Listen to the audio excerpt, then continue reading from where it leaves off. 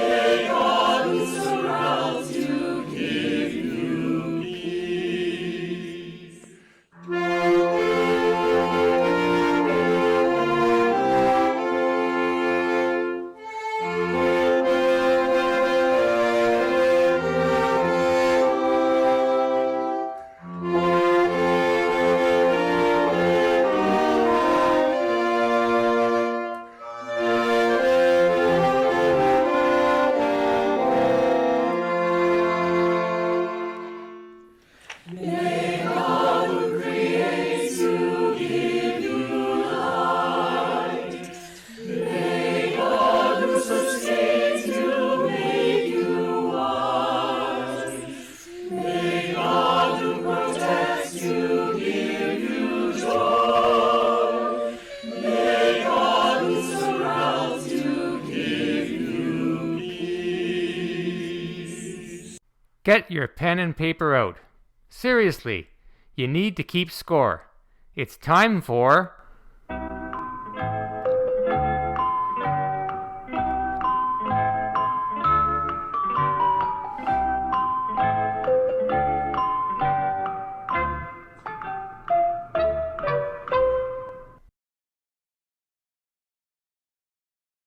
I'll take education for 200. It's the number of degrees that Wendy holds.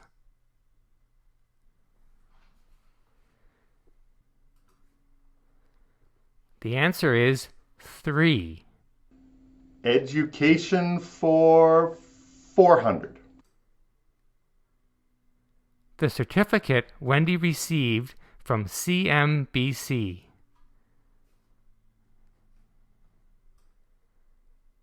The answer is church music certificate. I'll take education for 600, please. Husband Chip's Bachelor of Arts specialty.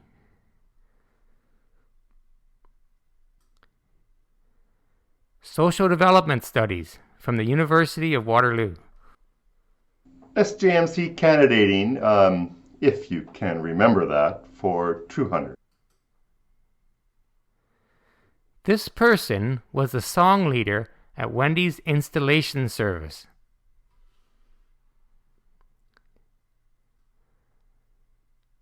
The answer, Laverne Brubaker. Let's try milestone dates for 200. This was the year Wendy was born.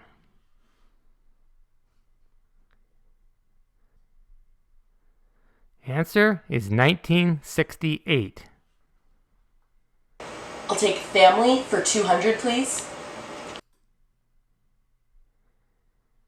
It is Wendy's middle name.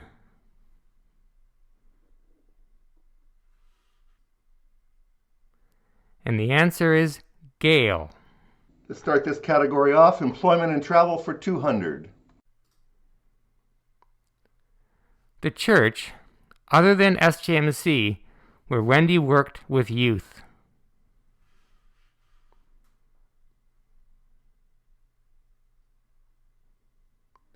Leamington United Mennonite is the answer. Family for 400. It is the first name of Wendy's father.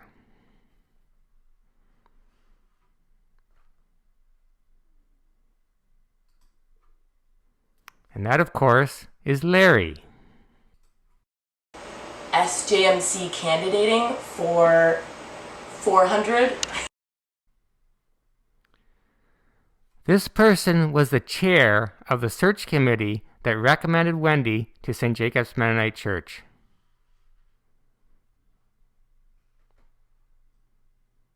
That person was Willie Fole. Let's try employment and travel for 600. The country Wendy traveled to for Mennonite World Conference.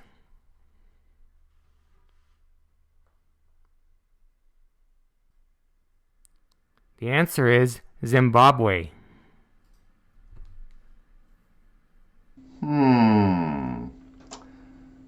Family for 600. The number Wendy and Chip share in common.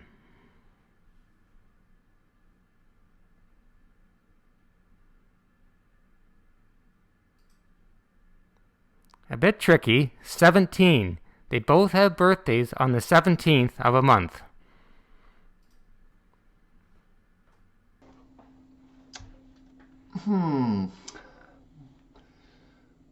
Milestone dates for 400. Wendy and Chip married in this year.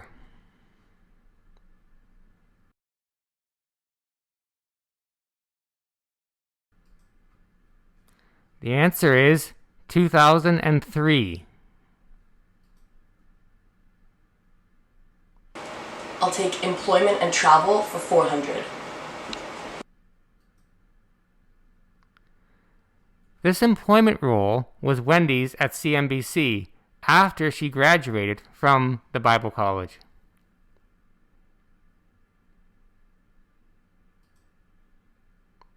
The answer is admissions counselor. Education for 800. This kind of environment Wendy is certified to lead change in.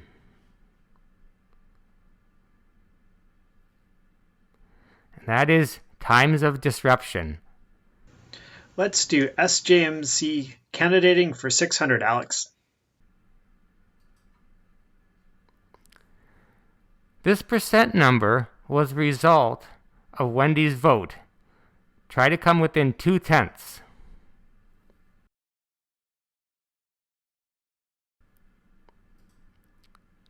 The answer, 99.4%. This should be fun. Employment and travel for 800. This position was Wendy's during her Mennonite voluntary service year.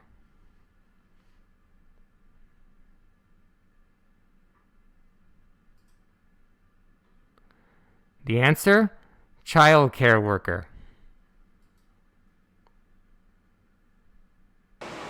Milestone dates for 600, Alex.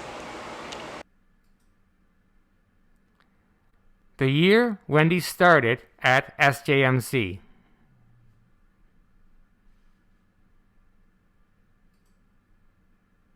Do your math. The answer, 2002. Milestone dates for 800.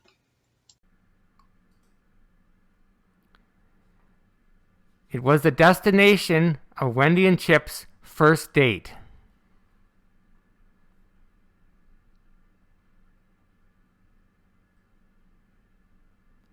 Waterloo North Mennonite Church for a No Discernible Key concert.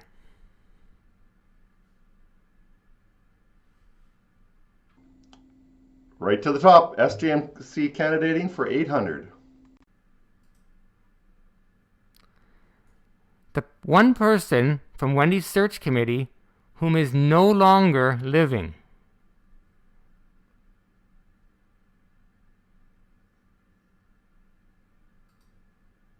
That person, Marshall Musselman.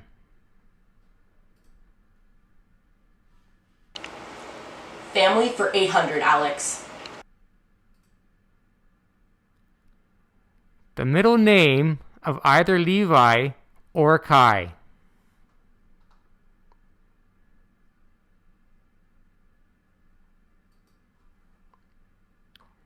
Levi Cole Janzen Bender, Kai Aaron Janzen Bender.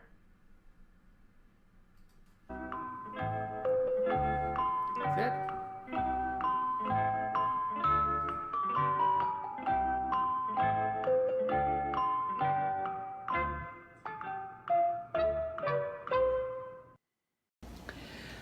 Wendy, it doesn't seem possible that you began your ministry here at SJMC 18 years ago.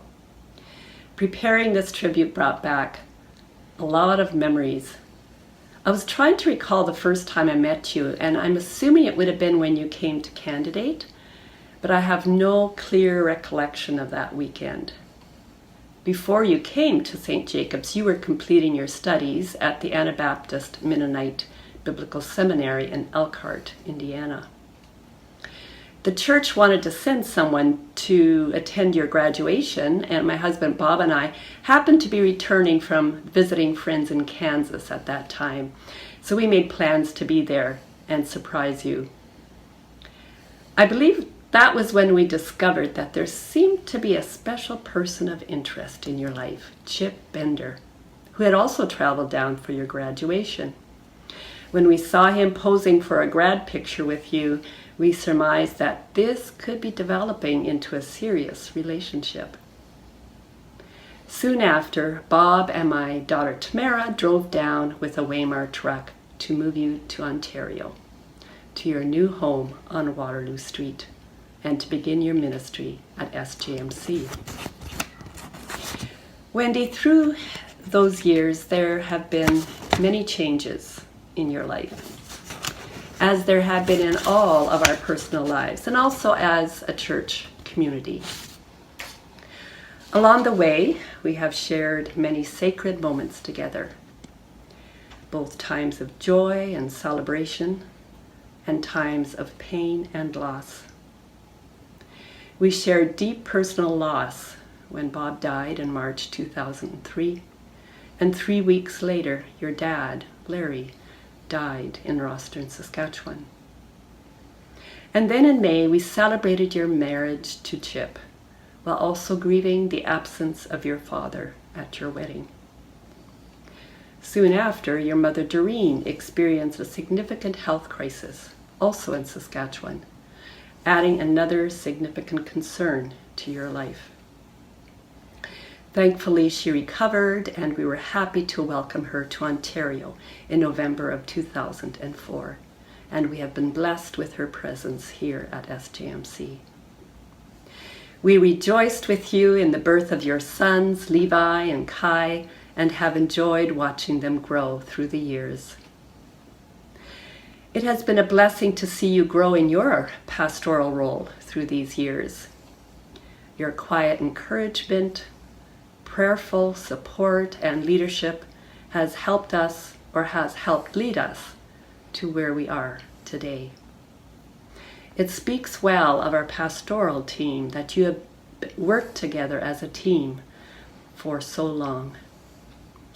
I will try and capture the essence of your ministry and highlight some key areas that come to my mind. The kitchen table is where I think I connected with you the most for the first 8 years at SJMC. I like to think of it as missions around the table. One of your roles was to sit on the missions ministry, and during that time the ministry was comprised of Beth Metzger and myself, along with Rebecca Sealing, for several years. We had many productive and energizing meetings around the kitchen table, often starting off with a wonderful meal together.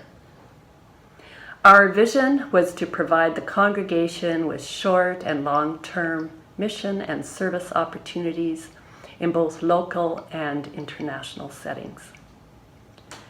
Some of the highlights were the MCC work and learn trips to Guatemala and SWAP, which was sharing with Appalachian people in West Virginia, MDS projects, our BBI partnership with a visit for your family in 2017, refugee sponsorships, the Mitten and Socks Christmas tree collection, and February Potato Blitz for the House of Friendship.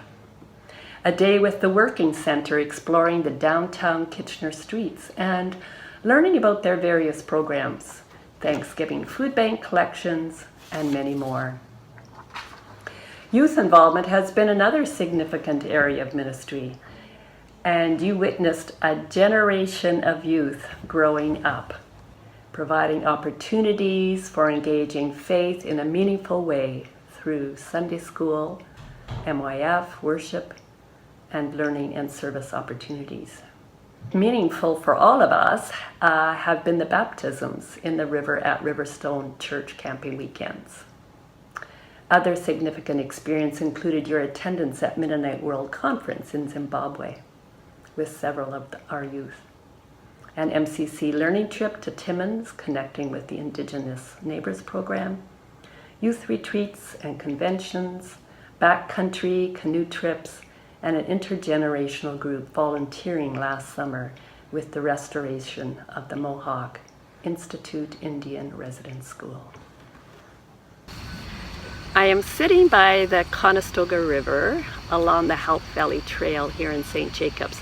This isn't quite the spot we wanted, but where we wanted to be was occupied, so we've tried to make do, and hopefully this will work. It just feels like a fitting place to reflect on the ways in which you have inspired us to see with fresh eyes the beauty and sacredness of God's created world and our need to care for it. You led several groups on contemplative walks along this trail, and for several years I was part of a creation care group along with your family, and on one occasion our group planted some trees along the trail, and it's been rewarding for me to see how much the trees have grown. Through worship, sermons, and other settings, you have modeled for us and encouraged us to nurture our souls in settings like this. But also as we go about our everyday life, fostering an awareness of God's Spirit, ever present and at work within us, and to engage in spiritual disciplines like we've been doing in this worship series, opportunities to be transformed and reflecting God's love. Your involvement with missions and youth and your passion for creation care often flowed together into all aspects of your role. A parent also commented recently on what an awesome role model you were for their daughters. In March 2016, your vision for meeting for worship outdoors in nature came to fruition, and the Burning Bush Forest Church began meeting once a month, and became an opportunity for us to partner with you in this new venture. Now your ministry here is drawing to a close as you begin a new chapter and a new adventure in a half-time position with the MCC Indigenous Neighbors Program.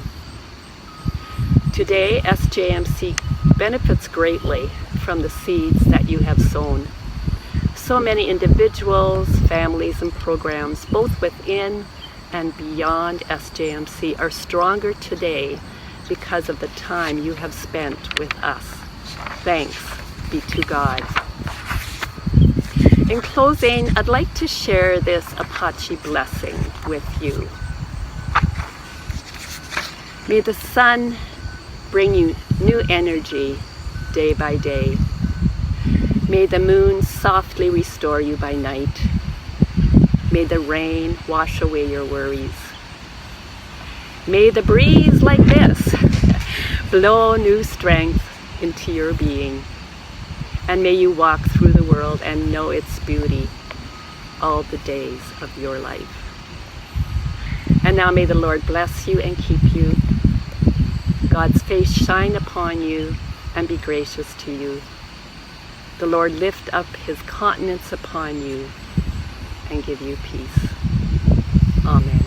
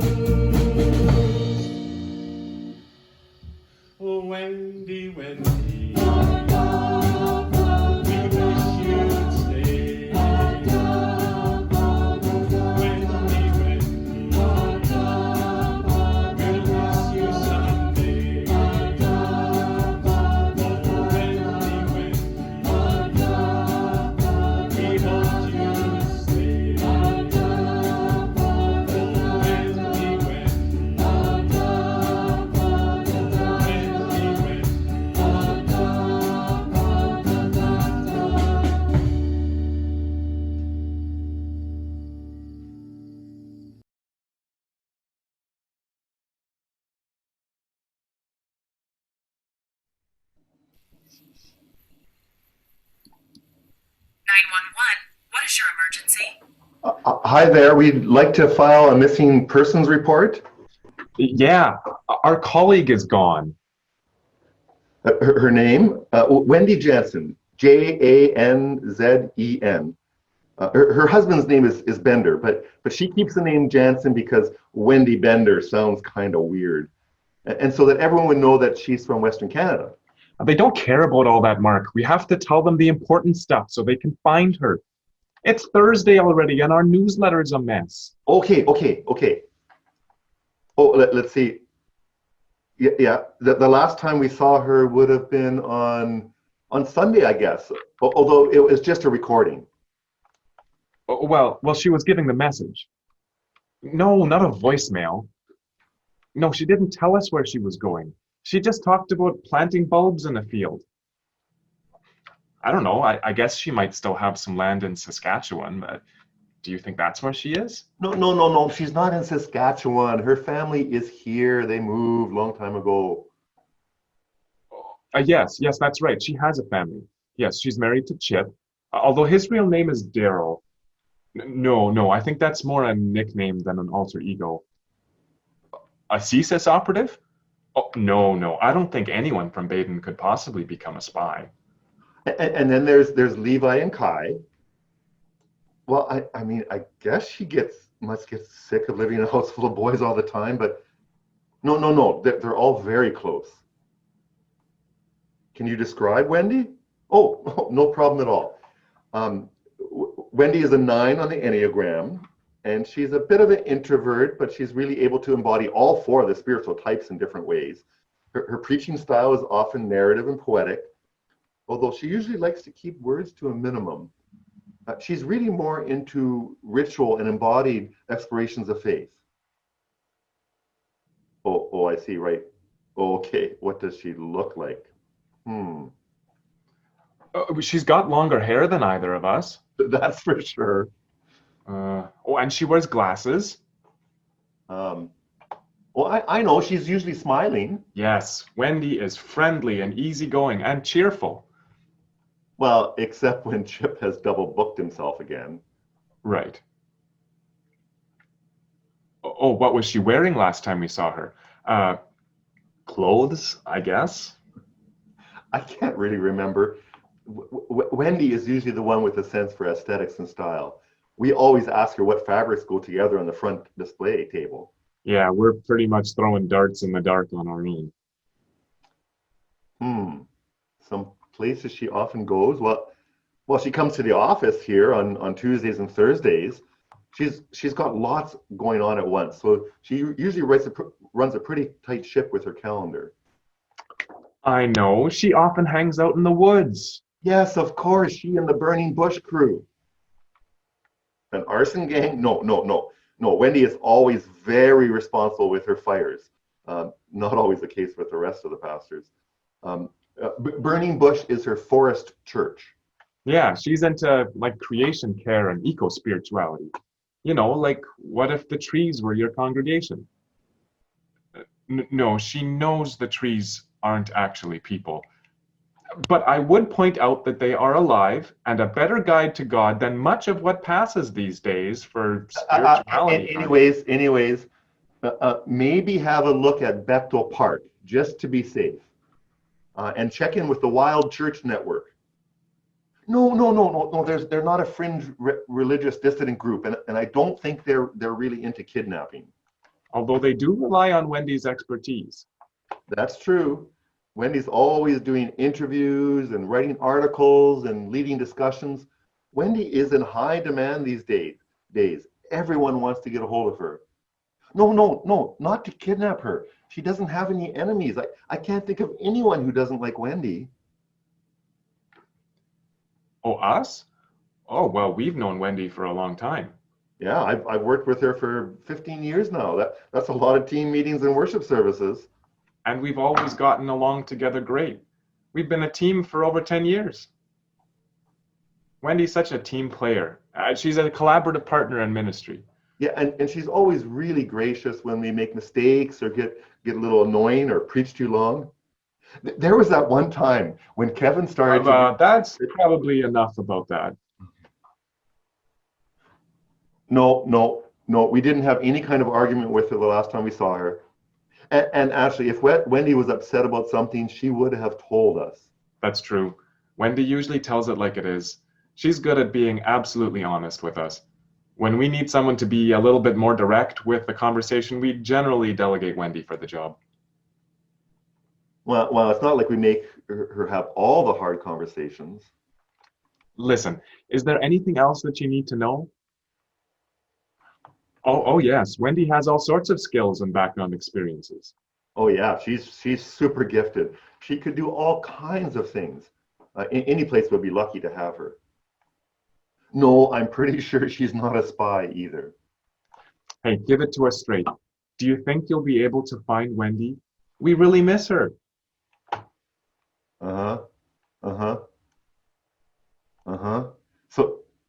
So you think we just have an especially tough case of PWTSD, post-Wendy traumatic stress disorder, and we might need some serious group therapy, a 3-day silent retreat, and some sort of candle ritual?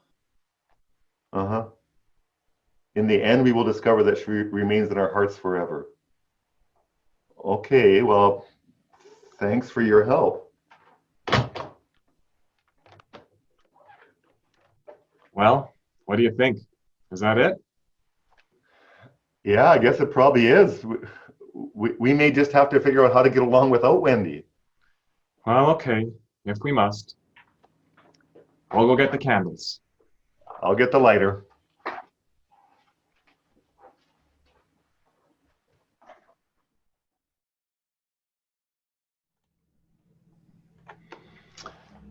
All joking aside, Wendy, we do want to pay tribute to you as our colleague, our partner in ministry, and our friend. I have loved being part of this pastoral team for the past 11 years now. I've been especially grateful for your willingness to work together and share responsibilities, and the frequent back and forth between our offices across the hall. I learned so much from you coming in as a first-time pastor and will take much with me as you go. Wendy, we have known each other for a long time, ever since our CNBC college days in Winnipeg, Western Canadian connections, and bumping into each other in various church circles in Ontario, until I joined the pastoral team here. And it's been an absolute privilege to pastor together at SJMC for the last 15 years. And I don't think it has fully hit me how much I will miss sharing ministry with you, but the emotions were coming to the surface as we had our last team meeting this week and farewell team lunch and recorded the litany of release. I know you will be such a gift at MCC with your ongoing role with Burning Bush and other Forest Church initiatives and with wherever God calls you. Mark and I both have so many memories of shared projects, creative brainstorming, worship planning, collaborative problem solving, walking with the congregation through births and deaths and milestones and sacred moments, endless hours of team meetings, emails, consultations, and conversation, and yes, now Zoom meetings.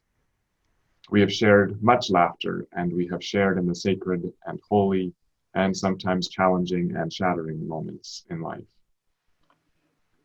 We recognize that underlying everything, what has made all this work so well and for so long, has been a spirit of mutual respect and a deep, deep level of trust.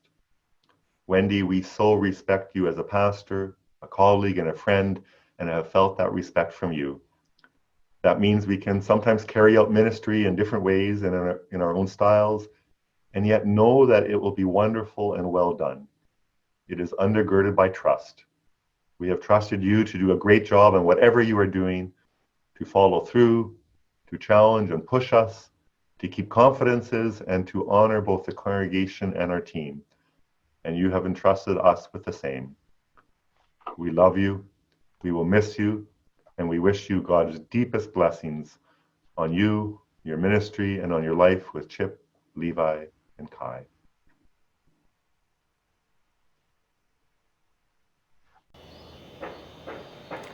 Well, this is interesting. I've been asked to offer some final words here at the end of the program, but I have to record them on Wednesday, days before I actually get to watch the program. So I don't have a clue what I'm responding to and cannot offer any specific rebuttal to anything that has been said. I can only imagine, though, that it will have been well done in typical SJMC style. You are, after all, a creative, fun-loving bunch who enjoys laughing together and are good at pulling together skits, mock litanies, new lyrics to familiar songs, and roasts in general. I do pity you, however, for having to find any good material to roast me with today, for I'm quite certain that I don't really have many qualities or quirks that are roast-worthy. All kidding aside, these circumstances have made for a very unusual farewell. I appreciate all the effort that has been put into honoring this ending well, and I offer you my heartfelt thanks. You are a wonderful congregation, and I have loved being your pastor. I look forward to the chance to see many of you face to face this afternoon in our churchyard. Take care.